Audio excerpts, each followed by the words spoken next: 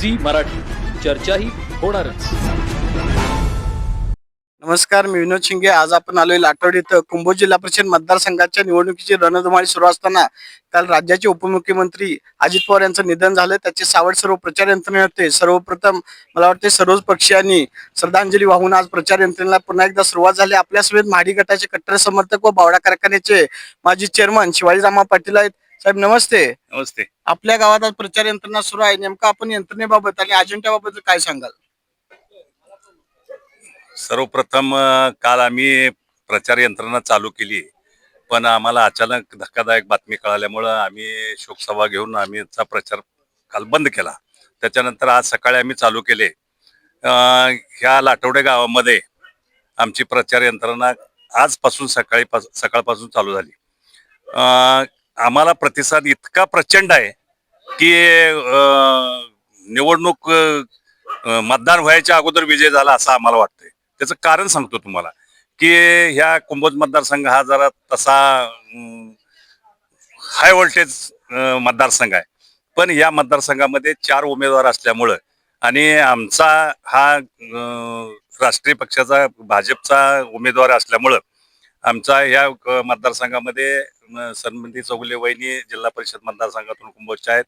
लाटोडे मतदारसंघातून पंचायत समितीला अशोकराव माळे आहेत आणि कुंभोज मतदारसंघामध्ये पंचायत समितीला मिसाळ वहिनी त्या धैर्शीलदारांच्या शिंदे गटाच्या प्रतिनिधी म्हणून उमेदवार आहेत. मला एवढंच सांगायचं आहे की ह्या मतदारसंघामध्ये हाय व्होल्टेज असताना 4 उमेदवार आहेत आणि 4 उमेदवार असताना आमचा हा भाजपचा जो भाजप आणि शिवसेने जे उमेदवार आहेत यांना यश निश्चित आहे. त्याचं कारण एक सांगतो की ह्या पक्षानं ह्या प्रत्येक गावागावामध्ये म्हणण्यापेक्षा ह्या महाराष्ट्र राज्यामध्ये लाडक्या बहिणीचा असू दे, PM किसान असू दे, अल्प बचत गटाचा असू दे, सगळ्या सुविधा पुरवलेल्या आहेत. त्यामुळं कुठल्याही आम्ही आता फिरत असताना बघितलं तर या लाडक्या बहिणी किंवा जे वयस्क माणसं आहेत ती सगळी कमळाशिवाय काय बोलत नाही. त्यामुळं आमचा विजय हा निश्चित आहे.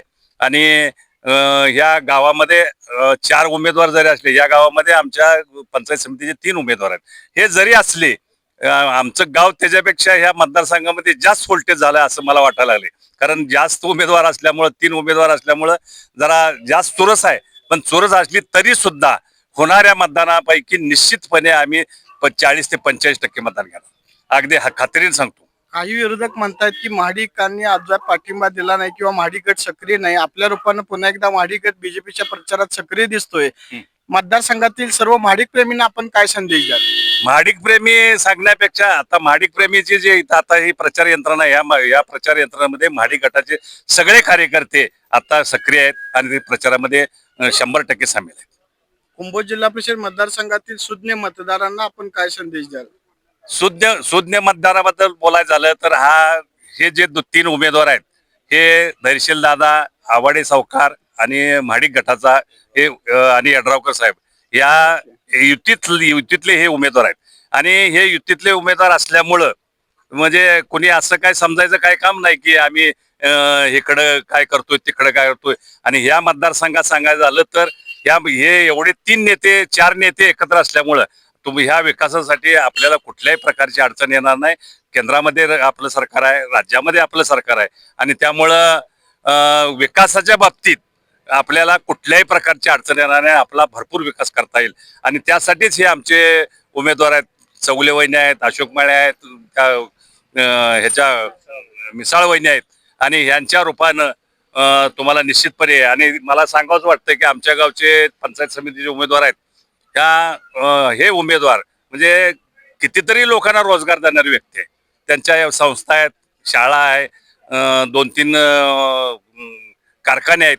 त्यामुळं त्यांच्या बाबतीत आणि चौगुले वहिनीच्या बाबतीत बोलायचं झालं तर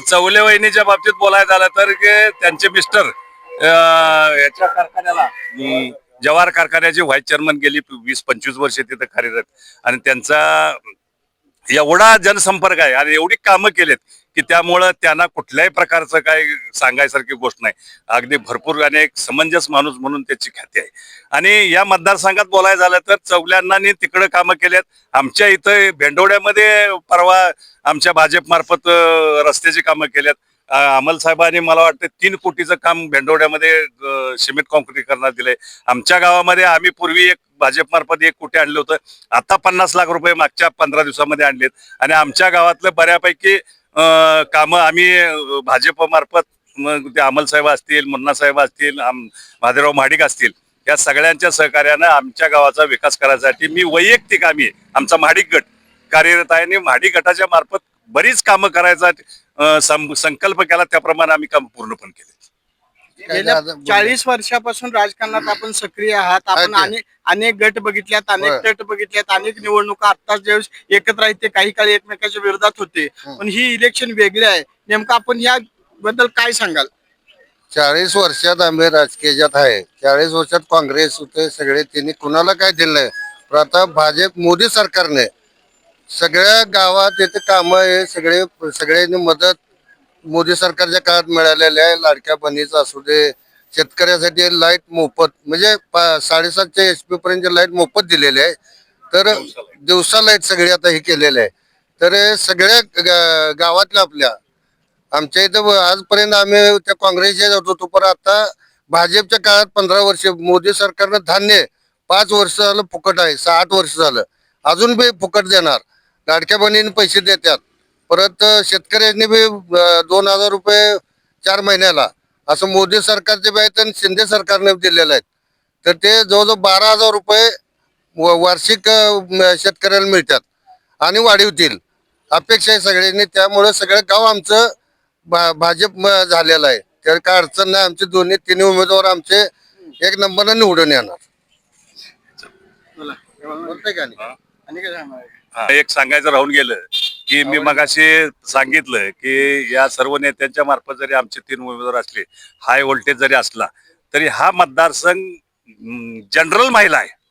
त्यामुळं ह्या मतदारसंघातले काय उमेदवार असतील, पण जनरल महिला असल्यामुळं इतर कुठल्या प्रवर्गातील उमेदवार असणं हे आमच्यासारख्याला ते योग्य वाटत नाही. आणि त्यामुळं आम्ही हे करत असताना आम्हाला सगळ्या ह्या जनरल मतदारसंघ महिलांचा असल्यामुळं आणि महिलांच्या इतर वर्गातलं उमेदवार असणं याच्यामध्ये फरक आहे.